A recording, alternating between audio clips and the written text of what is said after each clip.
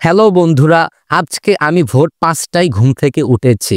আর ঘুম থেকে উঠে তাড়াতাড়ি ফ্রেশ হয়ে আমি আমার গন্তব্যের দিকে রওনা দিলাম। আমি যখন ভোর ৫টায় ঘুম থেকে উঠেছি, ওঠার পরে ফ্রেশ হওয়ার পরে আমি কিছুক্ষণ পড়াশোনা করতে, করতে হঠাৎ করে আমার ব্রেইনে একটা সিগন্যাল দিল। সো এই সিগন্যালটা দেওয়া মাত্রই আমি তাড়াতাড়ি খাওয়া-দাওয়া করে আমি আমার গন্তব্যের যাচ্ছি এবং আমি রওনা দিচ্ছি। আপনারা দেখতে পারতেছেন আমি আমার গন্তব্যে চলে এসেছি। এত তাড়াতাড়ি আসার কারণ হচ্ছে আর এই যে আমি আপনাদেরকে আগেই বলেছিলাম আমার ব্রেইনে যেটা সিগন্যাল দিয়েছিল সেটা হচ্ছে এইটা। এটা চিন্তা ভাবনা করার পরেই আমি এত তাড়াতাড়ি বাজারের দিকে আসছি। আমি আপনাদেরকে সর্বপ্রথম বলি, আমার বাড়ি হচ্ছে রাজশাহী বিভাগ, থানা কাজীপুর, জেলা সিরাজগঞ্জ। আর সোনামুখী ইউনিয়নটা অনেক বিখ্যাত একটা নামকরা জনপ্রিয় নাম সোনামুখী। আর এটাই হচ্ছে সোনামুখীর মেলা। কেন সোনামুখী এত জনপ্রিয় আমি আপনাদেরকে এখন বলবো। আর এটাও বলবো যে সোনামুখীর জনপ্রিয়তার পিছনে মানে এত মানুষ কাজীপুরবাসী আপনার অনেক দূরের মানুষও এই সোনামুখী সম্পর্কে জানে। কেন এত মানুষ এই সম্পর্কে জানে, কি এর পিছনে কোন কারণ আছে, কোন ইতিহাস আছে, আমি এই হিস্ট্রি আপনাদের সাথে উপস্থাপন করব। তাই আপনারা ধৈর্য সহকারে এই ভিডিওটা সম্পূর্ণ দেখবেন, তাহলে আপনারা এই সোনামুখী সম্পর্কে ধারণা পাবেন। এখন আমি যে দৃশ্যগুলো এক্সপ্লোর করতেছি সেটা হচ্ছে সোনামুখীর ঐতিহাসিক মেলা। মেলা বলতে আমরা সকলেই জানি যে একটা জায়গাতে অনেক দিন ধরে মানে ১ মাস বা ১৫ দিন ধরে ওইখানে মেলার মতো, যেমন সার্কাস, যাত্রা, বিচিত্রা এবং লটারি আরো অন্যান্য নাগরদোলা এইগুলা এসে ওইখানে সমাবেশ করে অনেক দিন যাবত। এটাকে আমরা মেলা বুঝি। আর এটা হচ্ছে সোনামুখীর ঐতিহাসিক এবং ঐতিহ্যবাহী নামকরা একটা মেলা। এই মেলাটা আগের মতো নাই। আগে যেভাবে এইখানে মেলাটা লেগেছিল এখন আর এইভাবে মেলা লাগে না। আজকে আমি যে জায়গায় এসেছি এবং একটা ভাইকে আমি জিজ্ঞেস করলাম যে এই মেলাতে কি সার্কাস বা যাত্রা, বিচিত্রা, লটারি এইগুলো এসেছে? ভাই বলল না, এগুলো আসে না। আমি আগে থেকে জানি আসে না, তারপর আমি শিওর হয়ে নিলাম যেহেতু আমি এবার অনেক কিছু ঘুরে দেখি নাই। এখন আমি তাই আপনাদেরকে নিয়ে এখন এটা এক্সপ্লোর করব, মানে এই মেলাটা ঘুরে দেখব কি কি এসেছে এবং এই মেলার ইতিহাস সম্পর্কে আপনাদেরকে ধারণা দিব। আর এইখানে একটা ভাইকে আমি জিজ্ঞেস করলাম এইখানে কি হবে। এইখানে মূলত হচ্ছে বাইক রাইড হবে, অর্থাৎ পুরো একটা আপনার ঘর বানাবে উপরের মতো, মানে গোলাকার বৃত্তের মতো। তো ওই ঘরের মধ্যে একটা বাইক মানে যাবে, একটা রাউন্ড দিবে, একটা মানে কি বলবো আপনার হচ্ছে লম্বা আকৃতির একটা সোজা ঘর থাকে, ওটা আপনারা অনেকে চেনেন।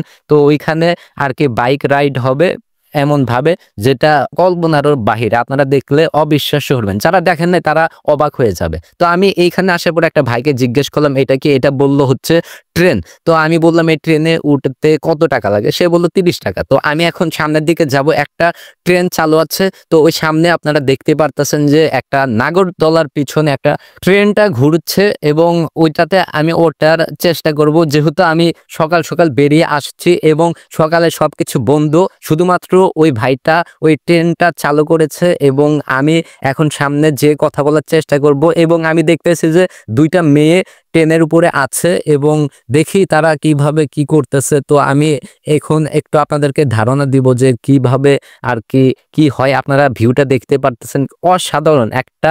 এটাই মাত্র চালু আছে এই মেলাতে, মানে অনেকগুলো ট্রেন দেখলাম, দুই পাশে দুইটা দেখলাম এবং এখানে একটা ৩টা। তো ৩টার মধ্যে এটা চালু আছে এবং ভাইকে বলতেছে যে এটা রানিং অবস্থায় কি ওঠা যাবে কিনা। তো ভাই বলল না, আপনি রানিং অবস্থায় উঠতে পারবেন না, এটা শেষ হলে আপনি উঠতে পারবেন। তো ভাইকে বললাম কত টাকা? ৩০ টাকা। তো আমি এখন উঠবো এবং আর এইখানে ট্রেন থেকে ২টা মেয়ে নামার পর তাদের মুখে হাসি দেখলাম, তার মানে তারা একটা ফিল পাইছে, আনন্দ পাইছে এবং মুখে হাসি। এবং আমি বিসমিল্লাহ বলে উঠে পড়লাম এবং ধীরে ধীরে আমার অভিজ্ঞতা, এই ফার্স্ট টাইম আমি এই ট্রেনে উঠলাম। আমি ট্রেন দেখেছি বাস্তবে, যেগুলো টেন্ট আছে ওইটাও দেখেছি এবং এই ট্রেনগুলো আমি মেলাতে দেখেছি, কিন্তু কখনো ওঠার সৌভাগ্য হয় নাই। এবং আমি ভাগ্য বলতে আমি আর কি বুঝাচ্ছে যে আমি ইচ্ছে করে উঠি নাই, এই ফার্স্ট টাইম আমি আর কি এই ট্রেনে উঠলাম ৩০ টাকা দিয়ে। এবং এর অনুভূতিটা কেমন আমি বলে বুঝাতে পারবো না। মনে হচ্ছে যে আমি একটা জায়গা থেকে বারবার ঘুরপাক খাচ্ছি এবং আমার ব্রেনটা বারবার ঘুরতেছে, মানে একটা আনন্দ ফিল হচ্ছে তার মধ্যে, একটা মানে কেমন জানি ভাইব পাচ্ছি যে মানে এই ফার্স্ট টাইম আর কি এরকম ঘুরের মানে কোনো নাগরদোলাতে আমি উঠি নাই। এই ফার্স্ট টাইম আমি এই ট্রেনে উঠলাম, যেটা কিনা গোলাকার বৃত্তি, আবার গোল আকৃতি ঘুরতেছে বারবার অনেক রানিং ভাবে, যার কারণে ব্রেনটা একটু কেমন যেন লাগলো।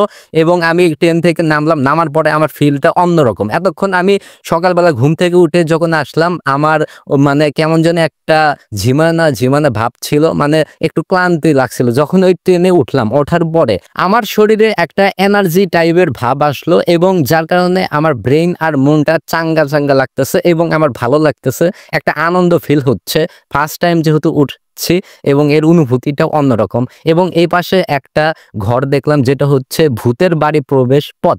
তো এটা হচ্ছে মূলত একটা শো সিস্টেম, যেমন আমরা ছোটবেলায় যারা যাত্রা দেখেছেন এইগুলো সম্পর্কে না। যাত্রা হচ্ছে অন্যদিকে, মানে অশ্লীল ড্যান্স গান এইগুলো হয়, কিন্তু এটা হচ্ছে অশ্লীল বলতে কি, মানে সুন্দরী নারী একটা ভূত, মানে হরর টাইপের। আমরা অনেক সিনেমাতে দেখেছি যে অনেক নায়িকা অনেক সুন্দরী হয়, সেই সুন্দরী নায়িকা এক সময় ভূতে রূপান্তরিত হয়, মানে তার আকৃতি তার রূপটা চেঞ্জ হয়ে যায় এবং দেখতে মানে ভয়ঙ্কর লাগে, এই টাইপের কিছু। তো ওইখান থেকে আসার পরে আমি একটু এই কসমেটিক্সের এইদিকে আসছি। এখানে দেখার মতো তেমন কিছু না, এখানে কিছু কসমেটিক্স বলতে মেয়েদের এবং ছেলেদেরও কিছু। সো এইগুলো মূলত মেলাতে এসেছে, এইগুলো ব্যতীত আর কোনো কিছু দেখলাম না। এটাই হচ্ছে আমাদের এবারকার মেলা, মানে 2025 সালের পূজার পরে যে মেলাটা হয় আমাদের সোনামুখীতে, এটাই হচ্ছে ঐতিহাসিক মেলা। কিন্তু এটা কোনো ঐতিহাসিক মেলা না। এখন আমি আপনাদেরকে হিস্ট্রি বলি। আজ থেকে প্রায় 17-18 বছর আগে যখন বিএনপি ক্ষমতায় ছিল, মানে বিএনপি ক্ষমতায় ছিল, তখন মেলাগুলো অনেক উদযাপন ছিল, অনেক মানে অনেক সার্কাস যাত্রা। একটা মেলাতে আপনার 3টা করে সার্কাস আসতো, যাত্রা আসতো, বিচিত্র আসতো, লটারি এবং অন্যান্য মেলাকে ফুটানোর জন্য যা যা দরকার সবগুলো এই মেলাতে আনতো বিএনপি সরকার আমার জানা মতে। আর বন্ধুরা, ফাইনালি আমি কলেজে আসছি। তো আমার প্ল্যান ছিল যে আমি তাড়াতাড়ি বের হব এবং মেলাতে ঘুরবো। আমার অনেক দিন ধরেই যাওয়ার কথা ছিল, কিন্তু সুযোগ পাচ্ছিলাম না। সকালবেলা মনে করেন যে অনেক লোক হয়, যার কারণে সকালবেলা গিয়েছি। আর আমি এখানে আসলাম, কলেজে আসার পরেই বন্ধুর সাথে দেখা হলো, এবং দেখা মাত্রই আমার মুখে হাসি চলে আসলো, কেননা সেও আসছে আমিও আসছি এক টাইমে। সো যার কারণে ভালো লাগতেছে এবং আমরা কলেজের দিকে যাচ্ছি। আর আপনারা একটা জিনিস খেয়াল করেন যে আমাদের দুই বন্ধুর শার্ট একটা, হ্যাঁ আসলে আপনারা ঠিকই দেখতেছেন, আমাদের শার্টটা এক কালার এবং একই ডিজাইনের। আপনারা যারা আমাদের প্রথম ব্লগটা দেখেছেন তারা বুঝতে পারবেন। তো ওই ব্লগের ভিতরে আমরা যখন মেঘাই ঘাটে ঘুরতে গিয়েছিলাম, ওই সকাল বেলায় আমরা হচ্ছে একটু কেনাকাটার জন্য ধুনট উপজেলায় গিয়েছিলাম। তো ওইখান থেকে আমরা কিছু কেনাকাটা করার পরে আসছি এবং দুই বন্ধু মিলে এক কালারের শার্ট কিনছি। আর আমরা কলেজে আসার পরেই সর্বপ্রথম ছাদের ভিতরে আসছি।